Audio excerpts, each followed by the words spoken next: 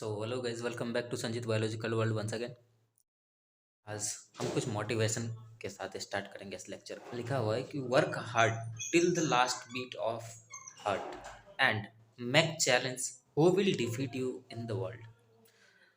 मतलब आखिरी धड़कन तक इतना मेहनत करो, इतना करा मेहनत करो, इतना करा मेहनत करो और चैलेंज करो कि इस दुनिया में आपको हराने वाला कौन है।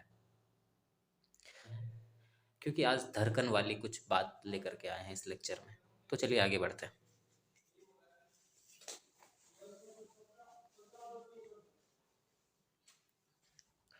तो जी हाँ, आप इस चीज़ को देख पा रहे होंगे।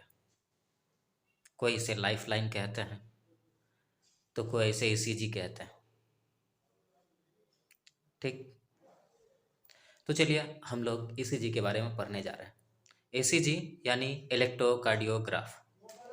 अब ईसीजी है क्या, ये देखेंगे। कहा जा रहा है ईसीजी एक ग्राफिकल रिप्रेजेंटेशन है जो इलेक्ट्रिकल एक्टिविटी हम लोग के हार्ट में हो रहे होते हैं। यानी हम लोग का हार्ट में जो इलेक्ट्रिकल एक्टिविटी हो रहे होते हैं, यानी क्या जो होता है, हम लोग का एक्साइटेशंस होते हैं जहाँ पर एट्रियल सिस्टोल होता है, वेंट्रिकल सिस्टोल होता है, एट्रिकुलर डायस्टोल होता है, वेंट्रिकल डायस्टोल होता है। तो इन चीज़ों को दिखाने के लिए ये ग्राफ है। नॉर्मली आप लोग देखे होंगे, इसको हार्ट के बीच में ऐसे करके बना देते हैं और इसको हम क्या कहते हैं, लाइफ लाइन।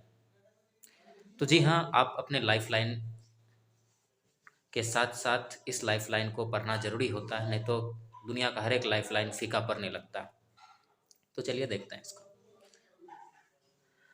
अब हमें यह देखना है कि इलेक्ट्रोकार्डियोग्राफी क्या है।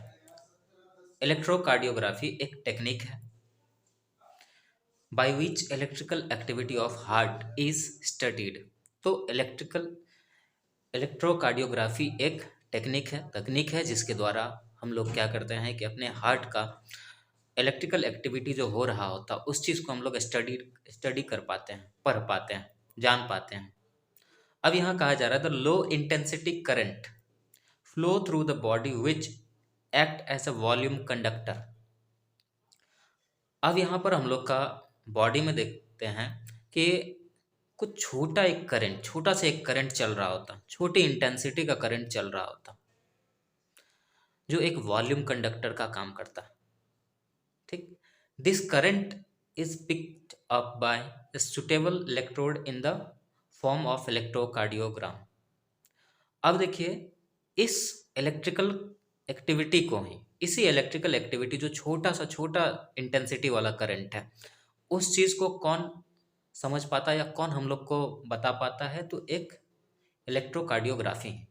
तो इस करंट को कौन पकड़ पाता है, एक इलेक्ट्रोड। तो आप देखे होंगे कभी फिजिशियन के पास जब जाते हैं तो हम लोग वहाँ पर देखते हैं कि आपका दोनों रिस्ट में क्या होता है कि इलेक्ट्रोड लगाता है, फिर एक एंकल्स में लगाता है। ठीक ना, तो फिर वहाँ से हम लोग मॉनिटर पे कुछ ऐसा ही ये देख रहा होता, कुछ ऐसा ही ग्राफ चल रहा होता।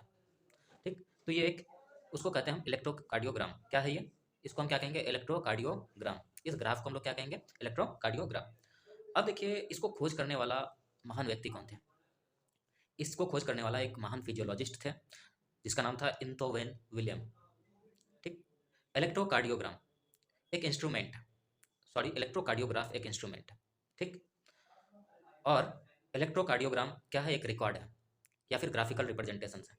हम जो मॉनिटर पे देख पा रहे होते हैं उसको हम लोग इलेक्ट्रोकार्डियोग्राम कहते हैं।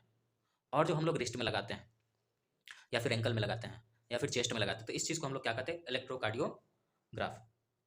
ठीक, तो अब यूजेज ऑफ इलेक्ट्रोकार्डियो ईसीजी यानी इलेक्ट्रोकार्डियोग्राफ का क्या यूज है, इस मशीन का क्या यूजेज है। तो देखिए, इस मशीन का यूज क्या है, हार्ट रेट को स्टडी करने के लिए, हार्ट रिदम टाइमली हो रहा है कि नहीं, इस चीज़ को स्टडी करने के लिए, फिर एबनॉर्मल इलेक्ट्रिकल कंडीशंस को जानने के लिए हम लोग का बॉडी में अगर हो रहा है तो, poor blood flow to the heart muscles that is ischaemia.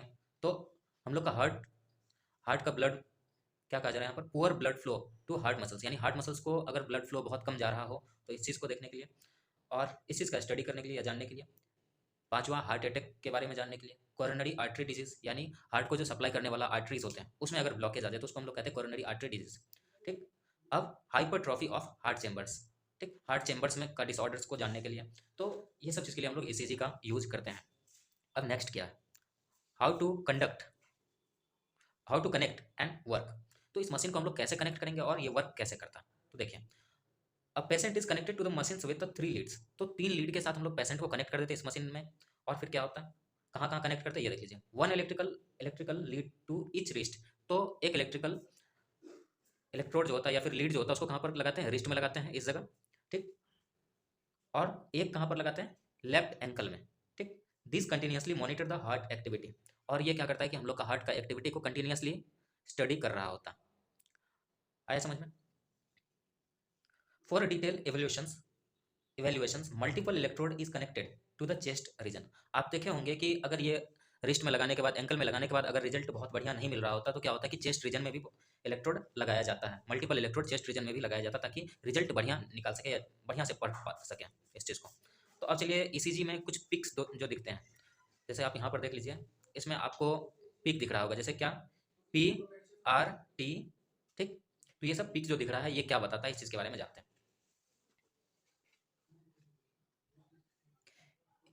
Each peak in the ECG is identified with letter PP that correspond to the specific activity of heart।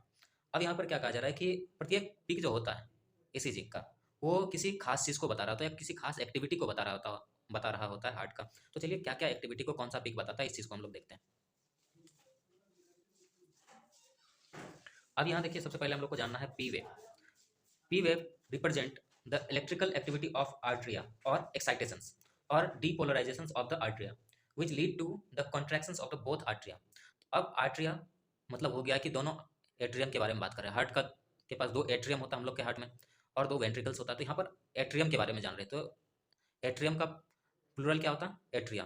ठीक, तो चलिए, पी वेव जो दिखाता है क्या चीज़, इसका एक्साइटेशन को दिखाता है, या फिर हम कह सकते हैं पी वेव दर्शाता है आर्ट्रिया का कॉन्ट्रैक्शन को। यानी जब एट्रिया कॉन्ट्रैक्ट करेगा तो फिर क्या होगा कि ब्लड, एट्रियल ब्लड जो है वो कहाँ पर जाएगा, वेंट्रिकल्स में पंप हो जाएगा। ठीक, तो यानी पी वेव शो करता है एट्रिया का कॉन्ट्रैक्शंस को।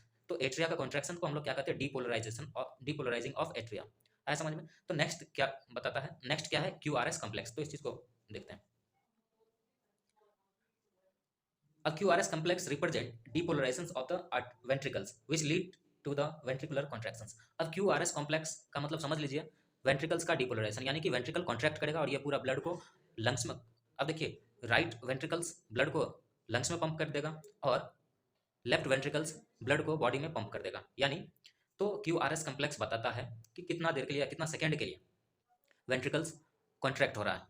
ठीक, तो it start just after Q, ये क्यू के जस्ट बाद स्टार्ट होता है, and mark the beginning of the systole. और जैसे ये स्टार्ट होता है तो यहाँ से हम लोग को पता लग जाता है कि अब क्या होने वाला है, कि वेंट्रिकल सिस्टोल होने वाला। तो सिस्टोल का मतलब कॉन्ट्रैक्शन होता है। ठीक, the T wave represent the return of ventricles from excited to normal state. अब यहाँ का टी वेव जो है क्या बताता है, वेंट्रिकल्स जो है नॉर्मल फॉर्म में आ रहा है, यानी कि एक्साइटेड हुआ था फिर नॉर्मल में आ रहा है, यानी डायस्टोल हो रहा है। तो डायस्टोल को हम लोग क्या कहते हैं, रिपोलराइजेशन। आया समझ में। अब T wave mark the end of the systole, यानी टी वेव का एंड क्या चीज को मार्क करता है, टी वेव मार्क करता है सिस्टोल का एंड को। यानी कि अब हार्ट जो है नो मोर, यानी कि और ज्यादा टाइम के लिए सिस्टोल नहीं रहेगा, अब क्या होगा, डायस्टोल हो जाएगा। आया समझ में। तो अब देखिए, we can determine the heart beat of a patient और person by conducting QRS complex in by counting QRS complex in given period of time. तो हम लोग किसी भी पेशेंट का जो है हार्ट बीट निकाल सकते हैं कि 1 मिनट में कितना बार कितना बीट चल रहा है इसका। तो इस चीज़ को हम लोग पढ़ सकते हैं या जान सकते हैं कैसे, तो इस ग्राफ को देखते हुए, इस क्यूआरएस कम्प्लेक्स को काउंट करके कि 1 मिनट में कितने क्यूआरएस कम्प्लेक्स बन रहा है। ठीक, तो इससे हम लोग को पता चलेगा कि कितना बीट हो रहा है। ठीक, इट इज रफली the same in every person if any deviation. अब देखिए, ये नॉर्मली जो होता है क्यूआरएस कम्प्लेक्स का जो ड्यूरेशन होता है या फिर हार्ट बीट का जो ड्यूरेशन होता है, ये सभी पर्सन में सेम होता है। लेकिन अगर इसमें कुछ डिस्टर्ब हो जाए या डेविएशन आ जाए, इसका मतलब कि कुछ ना कुछ पैथोलॉजी हुआ, यानी डिसऑर्डर हुआ है हार्ट का। ठीक, तो चलिए फिर से यही चीज़ है आपका कोर्स जो पहले पढ़े थे, work hard till the last beat of heart and make challenge who will defeat you in the world.